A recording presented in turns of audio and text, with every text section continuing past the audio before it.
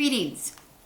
I'm on a mission today. I am going to clear up the mystery, hopefully once and for all, about Dodder, D-O-D-D-E-R, field dodder. Actually, it is field dodder. It grows in the field. It grows wild.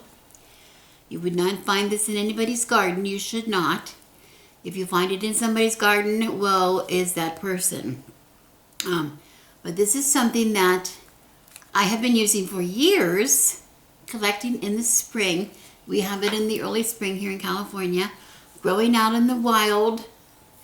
I have been collecting it for years because it is something that we use a lot of in the SA when we dye our wool. For dyeing wool, it makes it really beautiful. It makes a different color on the wool. It works on other things, but on wool it really works really well. It can make it like a golden color, orangey, maybe orange, maybe a yellow to brown, and sometimes even like a greenish color. It depends on what you use in your dye bath along with the dodder or how you treat the wool. That's a whole other subject. But anyway, we first use it for that. And what I have done today is I have gone and gotten, because the whole plant fascinates me to death. It is the most fascinating plant. It is a horrible, hated, parasitic plant that it destroys whatever it grows on. I mean, it doesn't destroy them like to death, because if it kills them, then it can't live. It's a parasitic plant. It depends 100% for its basic survival on attaching itself. It actually attaches itself to a host plant, and then it sucks the life out of the plant. Pretty much all of the nutrients that the plant needs to produce whatever it produces, flowers, leaves, fruit, whatever, goes to keeping the dodder alive. And the dodder is so dependent on the host plant that it actually severs itself from the ground and lives totally on the plant. It is something like a horror film. I think the idea for a horror film might have come from that. Well, quite a few horror films have come from that. But anyway, it's a fascinating plant, and I find it to be a totally magical, very, very powerful, magical plant because of that very reason, because of the strength of it. Well, what I did for you today is I went back through some of my, because I keep referring, anytime I have a question about Dodder, I keep referring people back to my beginning videos. Well, I found the Dodder videos were from 2016. You might not even know that's what they are. The idea about the Dodder was sort of buried in some of the videos. So I took something from those videos and made a whole new video today. I'm making a whole new video for you today, putting these pieces together. So those of you who are newer to my channel or may have forgotten about the Dodder can see it all in one place, one convenient place. So I'm going to show you, coming up in this video, a little clip from one day when my husband and I went out and searched for Dodder. This was in 2016 trip. What it looks like in the field. Then I have another excerpt in there, which a short excerpt. These are just short, where we brought it home, and I give you a close-up of what it looks like actually attached to the plant, how strongly it attaches. And then thirdly, what I do with it. After I'm finished using it in my dye pots, what I do with it. So I'm going to share that. I'm also going to share at the end of the video how you can acquire it from me if you wish, if you don't have a source of it yourself. And I will also share that information, where it is, where you can find it in my store if you want to buy it. I will share that in the description box below if I remember. But I will remember, because I'm trying to try to be better about that. So I'm going to do that below. Look below. So if you don't want to watch the video and you just want the Dodder, you can go here and find out, okay? All right, so here we go. First thing, we're going to go out into the field in 2016 looking for Dodder. Much closer here to our home. This is really right on the edge of Lake Forest here, right across the road from Saddleback Church. And you can see quite a lot of the Dodder. If I just maybe span across, I hope you can see it. Again, it's very bright. It's hard for me to see what I'm filming. But you can see it looks like it's just laying on top. When we get back home, I'm going to show you what it's actually doing. Because it's not actually just laying on top. And let's see if I can hold the bag and you can get some. Be careful. A little closer to the road here. This is really nice and bright colored. This area probably gets a little more water than what? It feels a little moister. So that will affect the color a little bit.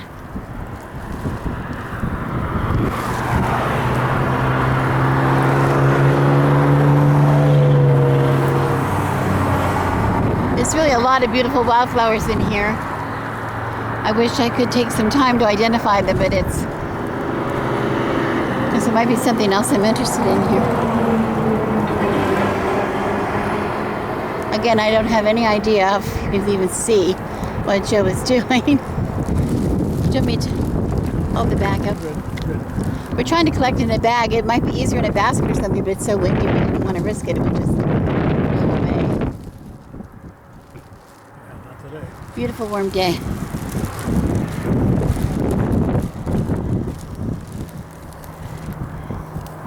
He said before that he found it easier to just lift it off from the top, right? Yep. It seems to just kind of peel off. Just kind of peel off.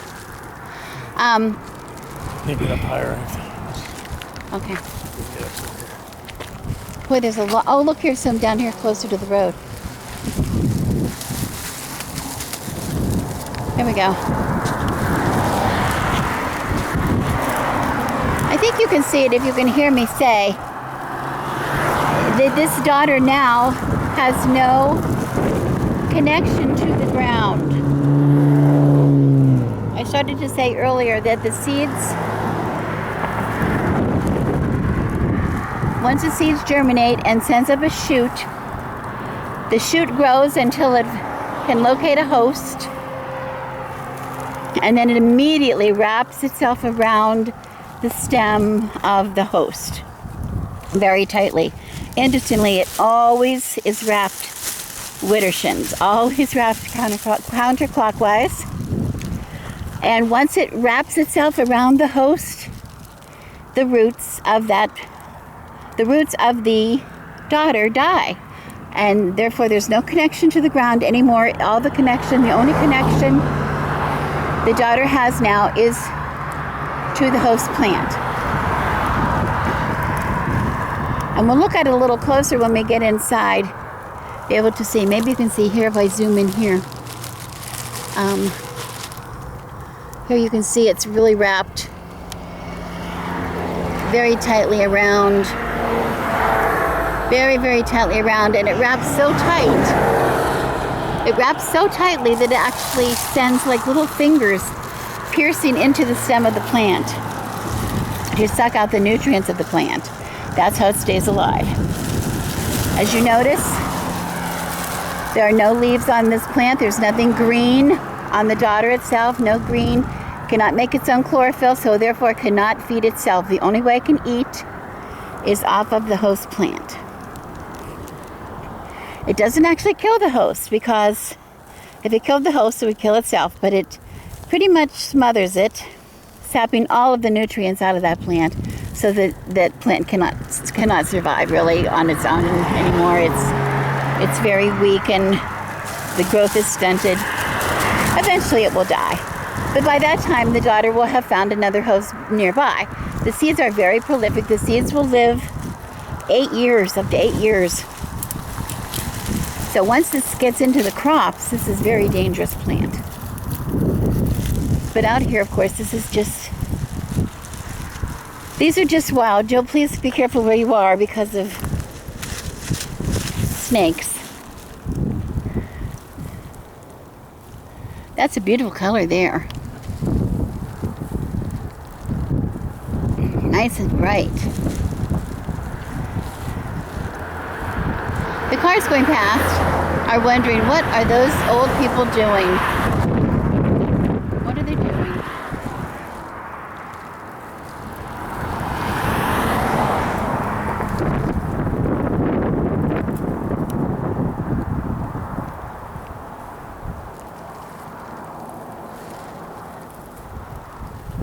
Can you see what kind of a plant that is on? Is it a different kind or is it still on the same kind? Yeah, it loves the, of course, the leafy plants that it hooks onto would have a lot of, able to make a lot of food for it because they would be able to manufacture a lot of chlorophyll, which is, of course, what feeds plants. So, it loves alfalfa, it loves clover, loves potatoes, it can wipe out a potato crop, it loves, it's a member of the morning glory family, interestingly.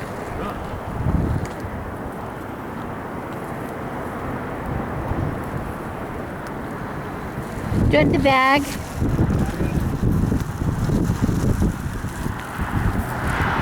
Oh, where's that? A butterfly saying, give me some of that. Get a good I picture can't. of that. Look at that. Yeah, that's beautiful. Beautiful. Beautiful color. This is soft and a lot more moist than something in canyon. Oh yeah, Yep. it does. When we get home, we're going to pick all the green out Really of it. pretty. Just have that. Our goal is to get a couple pounds of this, if we can, because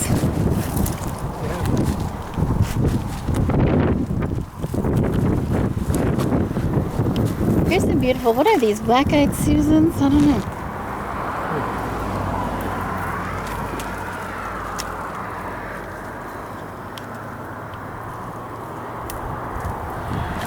This is a little lighter in color. It's starting to dry out. This over here is drier, right? Yeah, It feels good. It looks a little drier. Again, that looks like a rosemary. It's like a wild rosemary that is attached to.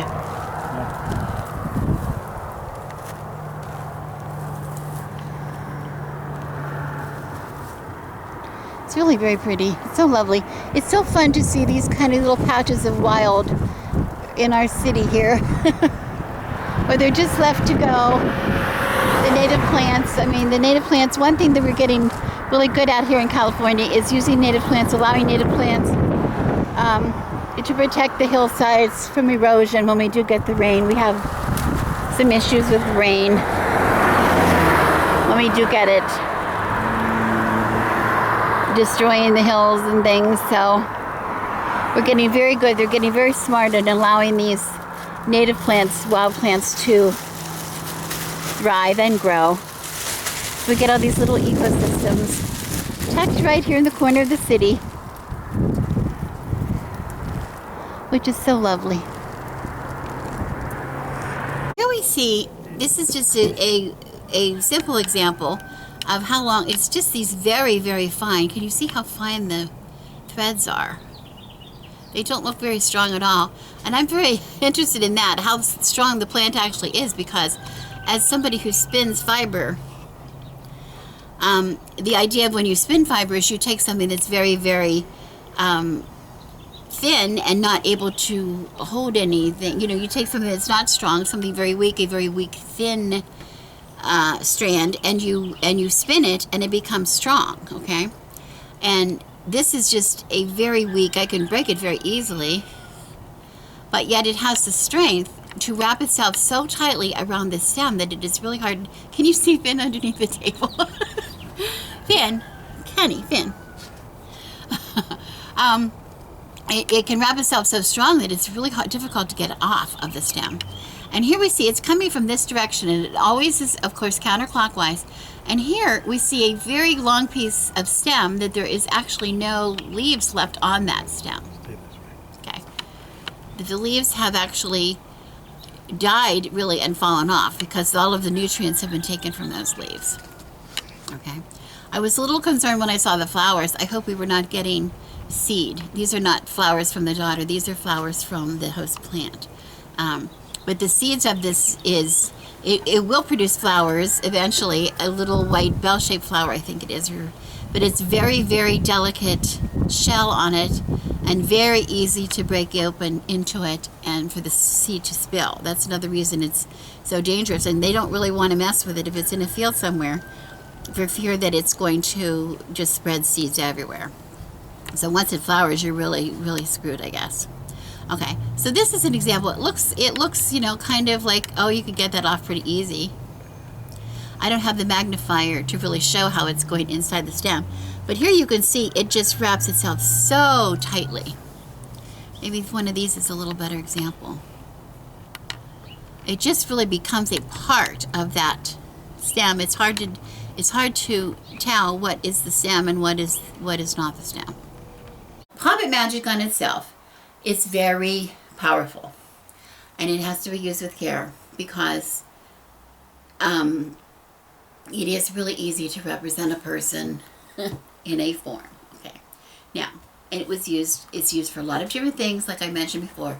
Yes, it was done with hexes and things, curses, but it's also used often to bind lovers together, to protect loved ones from being harmed, to provide emotional and physical healing.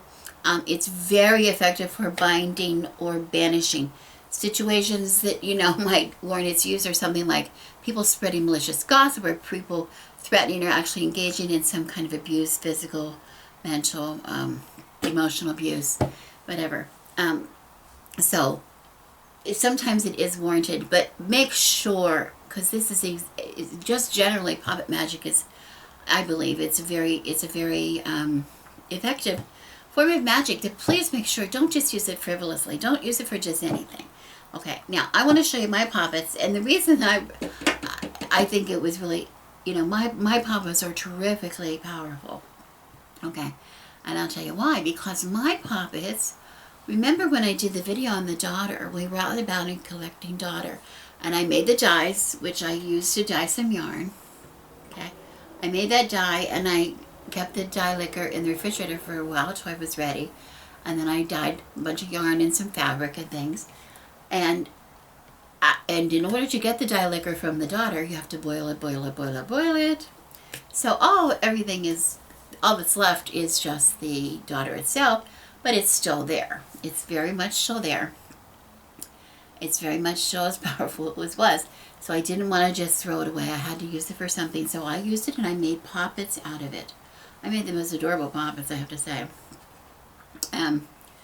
And what I did is I just made, I don't know if you can see. Now, poppets can be any shape, and they're usually in the form of a human form. Human, you know. Not always, but I mean, you know, that's a very traditional way. Mine, since it's bird and the crone that is my thing, I sort of did a combination between the crone, is me, and the bird. You know, I just made little bird feet for the hands. That was just me. But anyway, inside, oh, guess what's inside? The Dodder is inside.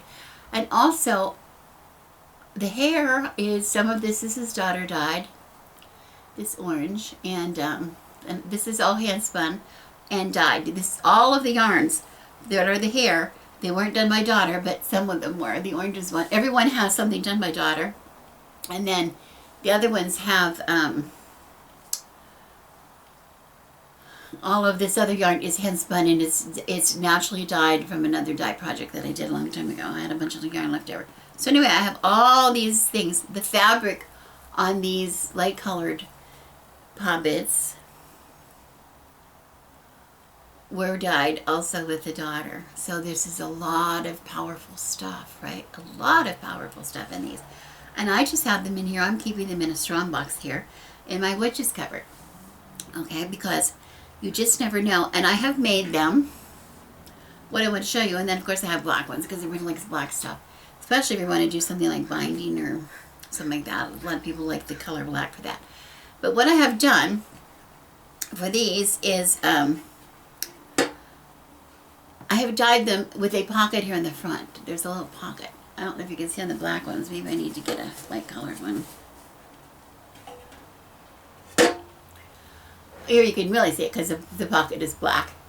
But I just have a little pocket there. And that is designed so that items can be tucked into tag locks. We might want to call the items tag locks. Tag locks are just items that specifically tie this poppet to a specific person. Now remember, right now it's just a general in my cupboard storing potential magic, right? It's stored. Everything's ready. So if I really wanted to do something very powerful with this, if I wanted to bind somebody, if somebody's messing my name all over at Facebook and I want to stop that person, I have a poppet. I can get a poppet, and I will put something in the pocket. Then I will do further magic. I will do further work to make this poppet apply to that particular person. Okay, I can put some. If I knew the person personally, I might have hair. I might have fingernail clippings. I might have a scrap of fabric from their clothing. If I don't have the person beside me, I might have their name on a piece of paper. I might have their picture. I can tack into the pocket, and then I would pin it or sew it shut to keep it in there. And from that time forth, it would then represent that person. Okay. Now, the reason that I do this, I could also further enhance the magic of this by adding stones, adding more embroidery. I could write on the back of it. I could write all kinds of things. I could put oils or crystals in the pocket itself, right? Now, what is the purpose of these making them mad? Well, first of all, you don't just have to, poppets, you can fashion it as you go. Like, particularly if you're going to use like a wax one, you might want to do that as you go. But if you really need something really, really strong, I really need some strong magic, I would look to something like Dodder to help me out. Remember, Dodder is such a binding magic, a binding plant. Being parasitic, it just takes over the host plant in such a way. The story, if you haven't seen my video, go back and look at my video. At least in the beginning, I explained about how Dodder works, and it has so much power that but it has a season. It's in the spring and really late spring is when we can get it out here, and it's a limited supply because people really don't want it. So I have to go out and harvest the Dodder. So I only have so much at a time. So I want to keep it, and this is a way of preserving it, because once I extract the dye liquor from the plant, I have boiled, and there's no bugs or anything now in there. It's just pure Dodder, and that is really good stuff. It's really hygienic now. I can stuff but still get the magical properties. So now, although these poppets are fashioned specifically with my magic, containing my, sort of my, in my style and whatever, and made by my hand, I still have them up for sale. I do, because of the magical properties of the Dodder. I normally would say, and yes, you absolutely can make your own poppets. And that's very, very good if you do that. I really encourage you to do that. But if you really need something super, super strong and you don't have access to the Dodder, that's why I offer these for sale. Because they're really, you can apply this then. You can take this. And then you have my magic. You have the Dodder magic, and you also have my magic on top of that to enhance your own magic. So 2 witches are better than 1, right? Plus the Dodder, this is a real kicker. This is a real kicker. Okay, we're back into the future. And this is kind of wild. I got my box, my strong box, and I'm going to show you just the exact things, the poppets that you saw that I was making in the last video. I have more. I keep making them. I've gone through, these are of course different ones, but I've gone through quite a lot. I keep them in my storage box all the time. I have used them. I will admit I've used quite a few of these. Also sold quite a few of these too. And what I want to say about these is I want to be sure that I did not, when I was looking at the video that I just uploaded into this one today, I said with pride how this was all hand spun yarn. It was hand spun, but I have since I applied it to the poppet, I have unspun. I'm thinking, well, this doesn't look very good if I want to try to impress anybody with my spinning. This doesn't look very good because it's all frizzly. Well, I wanted it that way. That was my artistic choice. But I also want to say, I've had people say to me, these are really ugly. How surprised they are how ugly these poppets are. And all I can say to you is, you know what? These are not dolls. These are poppets. It's not a Barbie doll. It's a poppet. And think about what they're for. Why would we want to make that beautiful? We're not going to give it any power by making it beautiful. That's sort of not, that's not completely opposite of what we're after here. So if you're somebody who wants a poppet to be beautiful, maybe you better look at a different kind of magic. This is maybe not exactly the right thing for you. So I think I don't need to say anything more. But anyway, I just wanted to point out that yes, I have these in my store. I will put the link below in the description box. And also, if you don't want my ugly poppet, which I can understand, it's a personal thing. It's a personal thing.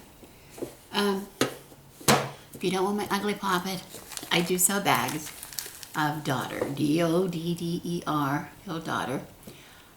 This is Dodder that has been used to put through my dye pot, so it is sterilized Dodder. There are no seeds in this. There are no bugs in this.